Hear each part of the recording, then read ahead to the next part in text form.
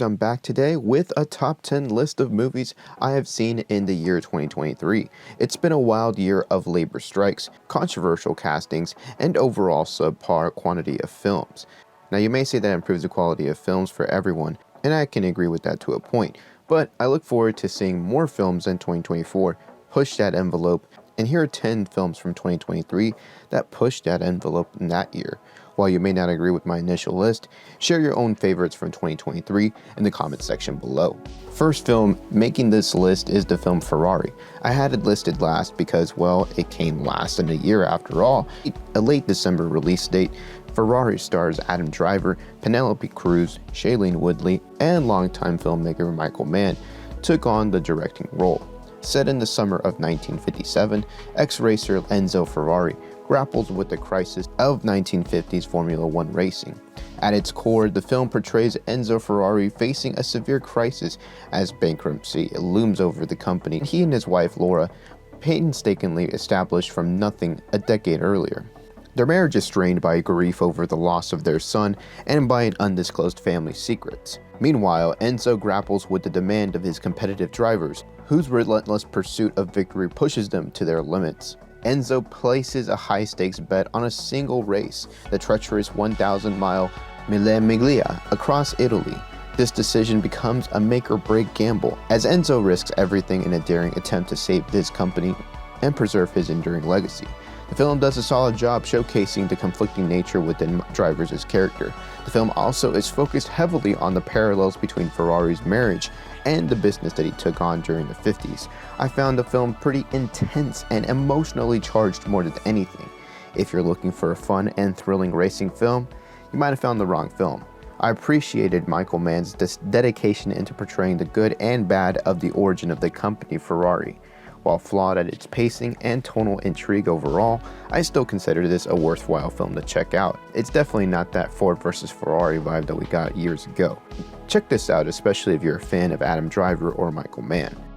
Next on my top 10 list, Air chronicles the extraordinary partnership between NBA superstar Michael Jordan and Nike's basketball division. Set against the backdrop of Jordan's early career, Air showcases how this partnership revolutionized not only the world of sports, but also contemporary culture during the 1990s after all. The film boasted a big and talented cast featuring Matt Damon, Ben Affleck, Jason Bateman, Marlon Wayans, Chris Messina, Chris Tucker, and Viola Davis. In 1984, Nike's basketball shoe division faces closure due to poor sales. Marketing VP Rob Strasser and Nike's co-founder Phil Knight tasked Sonny Vaccaro with finding a spokesperson for the company. Despite initial hesitations and budget constraints, Vaccaro sees the potential in rookie Michael Jordan, pursuing him vigorously. Including a groundbreaking deal for a percentage of sales, Jordan signs with Nike. The Air Jordan line was born, exceeding the sales expectation and becoming a monumental success. This all secures Nike's place in the basketball shoe market. I think the film was done well, and it's hard to butcher a very iconic and straightforward event in sports. While the film glorifies much of the main character in the film, it also focuses on the perspective from the executives at Nike. The cinematography wasn't very intuitive or complicated, but the film just drew you in with that sharp screenplay. Viola Davis shines as Michael Jordan's mother, and the duo broship of Ben Affleck and Matt Damon continues to flow on screen. I recommend this film for any sports fanatic or basketball shoe enthusiasts out there. Next on my list, Guardians of the Galaxy Volume 3 was also the last MCU film James Gunn was involved with before jumping ship to DC. I have a full link to my review over that film and many others that you're seeing here on this video or up on your screen right now. Go ahead and click on that if you want a full review.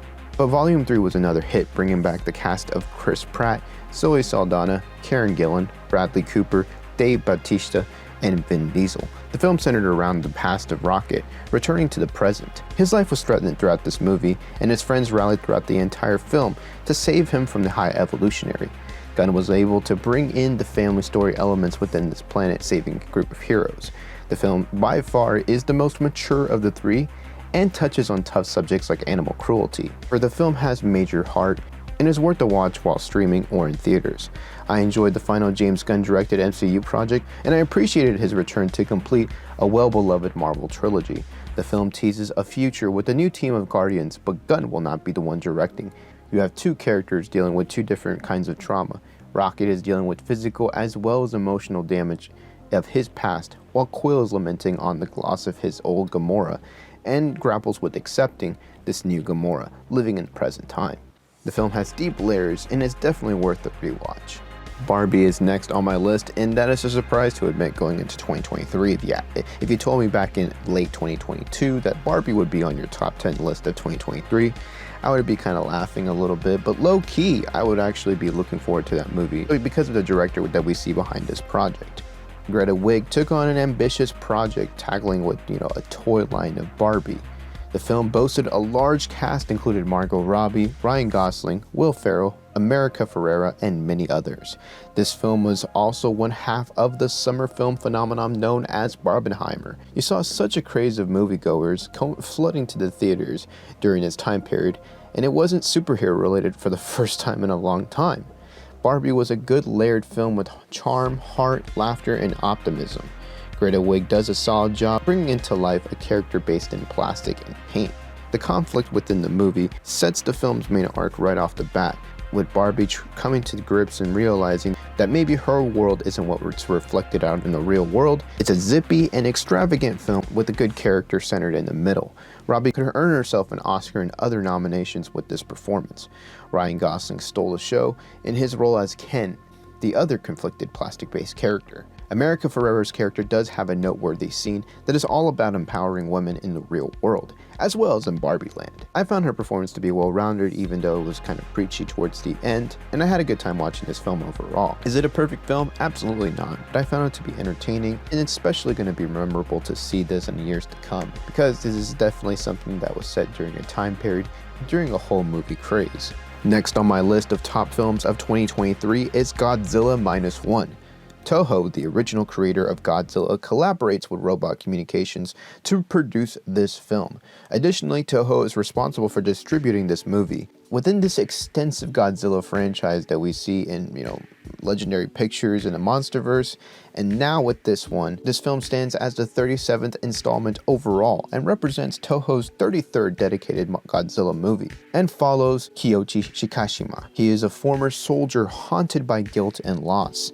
In the film, he and others in this city face Godzilla, a creature mutated by US nuclear testing. Despite his past as a kamikaze pilot, Shikashima tries to redeem himself by joining efforts to stop Godzilla's destructive rampage. Collaborating with a team of villains and engineers, Shikashima devises a plan to trap and ultimately destroy the monster.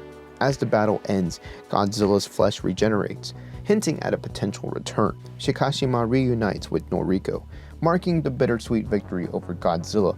This film was an explosive surprise at the box office with critics and with audiences as well. In the midst of the Monsterverse and seeing a silly version team up with King Kong in 2024, this different variant of the character was refreshing to see. The Soho team understands Godzilla to its core and delivers a classic Godzilla tale that fits well within the modern day of effects and production design.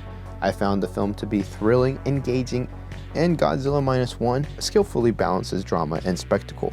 The film effectively serves as a cautionary tale, delving into social commentary on the threats posed by nuclear weapons and natural disasters to the world's future. It goes beyond mere entertainment, tackling themes of post-war grief, PTSD, and survivors' guilt, and offers a poignant exploration of mental health issues amidst the chaos that a monster brings into your world. The movie's depth lies not just within its thrilling action sequencing, but with its profound exploration of these pressing and psychological concerns. And it explores such important elements that we've never seen done in Godzilla movies that we've seen in the past, couple of decades. So I would definitely check it out. It's got that modern day effects to it, and yes, it's in Japanese, but it's definitely worth watching in the theaters, especially in a limited release like we've seen recently. Up next on my list of best films from 2023 is Mission Impossible: Dead Reckoning Part 1. I am giving it a high spot since it's one half of an epic story that concludes the Tom Cruise-led franchise. Ethan Hunt and his IMF team take on a perilous mission, stopping a dangerous new weapon that threatens humanity. Racing against time, they fight to secure the world's future while facing adversaries from Ethan's past. As they confront a new powerful enemy, Ethan must prioritize over the lives of his loved ones. The spy-thrilling action film boasts a large cast of talent, including Haley Atwell, Rebecca Ferguson, Vanessa Kirby, and Asai Morales. Christopher McQuarrie returns to direct the final two films after taking over the duties of director for Ghost Protocol in 2015. In a high-stakes race, IMF agent Ethan Hunt retrieves a key fragment linked to a rogue AI called the Entity. It's capable of global manipulation. He is joined by ex-MI6 agent and his old team from the past. They pursue the remaining key fragment held by a thief named Grace. Their chase spans Abu Dhabi, Venice, and the Orient Express, facing different faces from Ethan's past lives.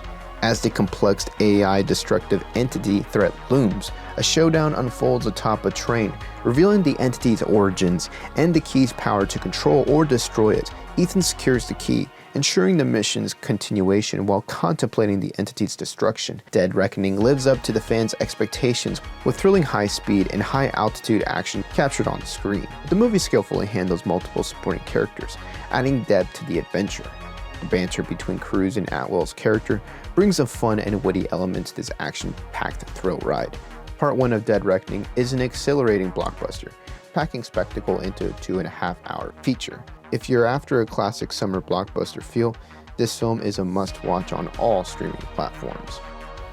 #sorry not sorry for adding another action-thrilling film, but I have John Wick Chapter 4 next on my list of films from 2023. Directed by Chad Stahelski, the franchise brings back beloved face Keanu Reeves as the lone wolf and maverick assassin John Wick. The John Wick franchise is known for its intense action sequences, intricate world building, and intricate mythology of the underworld assassin society. John Wick seeks revenge on the High Table and allies with the Bowery King in New York. John finds refuge in Osaka, but faces attacks from the High-End Table and Kane, a retired assassin. With the help from his allies, John fights through battles and challenges the Marquis to a duel in Paris. Despite facing hordes of assassins and dueling Kane, John outsmarts the Marquis, secures their freedom from the High Table, and rebuilds the hotel.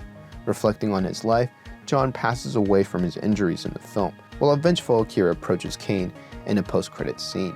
Chapter 4 of John Wick pays homage to classical martial arts and Hollywood westerns, portraying John Wick as the timeless outlaw aiming to conquer his foes before departing. Keanu Reeves embodies the calm and cool hero archetype proficiently, handling all challenges both mentally and physically.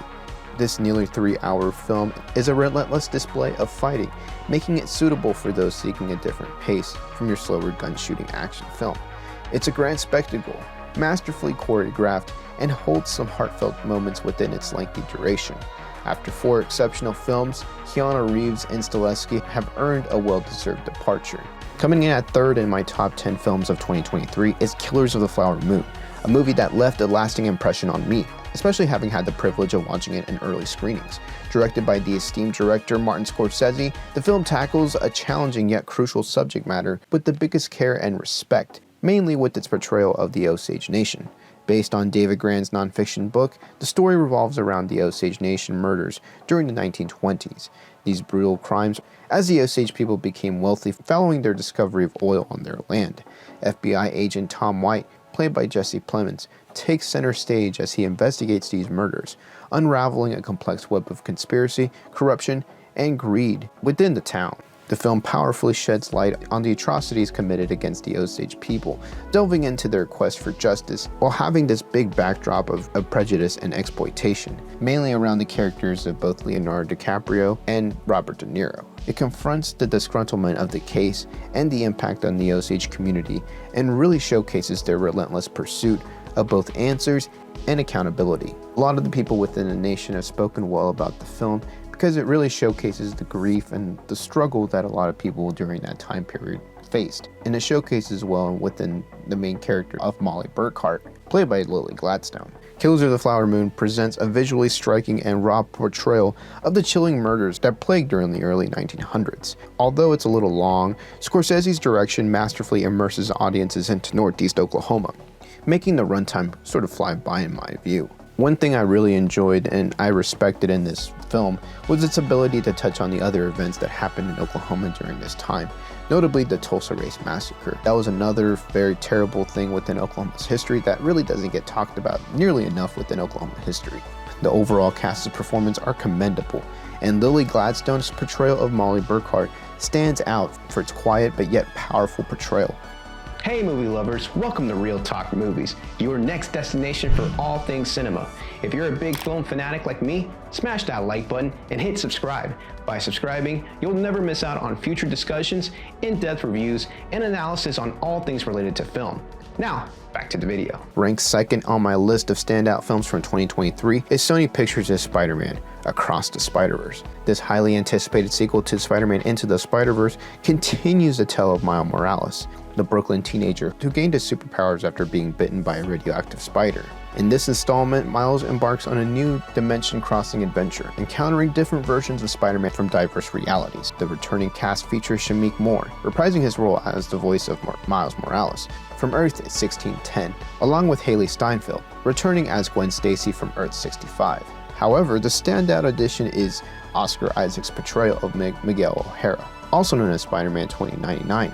He leads the Spider Society, dedicated to safeguarding the multiverse. The film takes an unexpected turn during its final act when Miles discovers a connection between himself, the reality-bending villain The Spot, and events unraveling across different dimensions. The Spot's powers were initially linked to an accident caused by Morales, turning him into that cross-dimensional threat, focused on destroying both Miles and tearing apart realities. In a gripping climax, Miles attempts to save his father from The Spot, ultimately finding himself in a reality where he was never even bitten by the spider, leaving audiences hanging on a massive cliffhanger. Across the Spider-Verse breaks the typical sequel mold, expanding the multiverse lore, while maintaining the emotional core centered on Miles. And the animation really showcases that vibrant universe. This animation gem defies sequel norms and is a must-watch. I really recommend watching this movie to the Spider-Verse franchise, especially with all the cameo and Easter eggs that you're going to see from other franchises connected to the Spider-Man character. I would definitely check it out if you're a Spider-Man fan,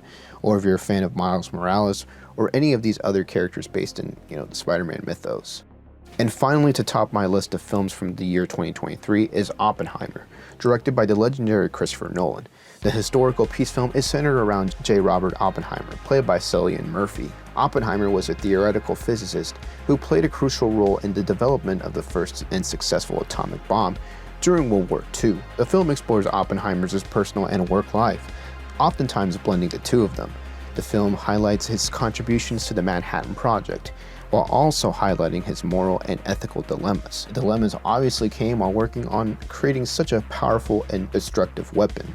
The supporting cast, specifically Emily Blunt and Robert Downey Jr.'s characters, were both well-rounded and added two separate moral pillars to the complex story. The visuals were so stunning and memorable, to be honest, leaving a lasting and at times frightening image from the inner mind of Oppenheimer. Nolan is a master of tension and did a masterful job in showcasing that in every scene that Cillian Murphy was in. Murphy was an excellent choice to play the conflicted scientist and should have an Oscar nomination coming. And the brilliant director Nolan blends a historical documentary piece within a dramatic thriller, as well as being a biofilm on top of it. The gymnasium scene itself brilliantly showcases the slowly rising level of tension and conflict the man is suffering while in public. A brilliant film all around, and worth watching for any fan of Christopher Nolan and Cillian Murphy. Go check out Oppenheimer right now. And that does it for my top 10 list of films from 2023. I definitely appreciate it if you've watched this far into this video, and I hope you enjoyed seeing my list from last year. I look forward to seeing your own list if you have one to share down in the comment section below. Also, do you have good and reasonable expectations for 2024? Check out my video talking a little bit about the movies that are coming up in the next year. Also, share me some of your favorites that are coming up in that year down in the comment section below. Thank you for watching today's video, and I hope that you enjoyed today's topic. If you could hit that sub button, that would be awesome. Hit that like button and boost my video up on the algorithm. Click that bell so you don't miss any of my videos that get uploaded. And if you have some time to spare, check out some of these videos on your screen right now.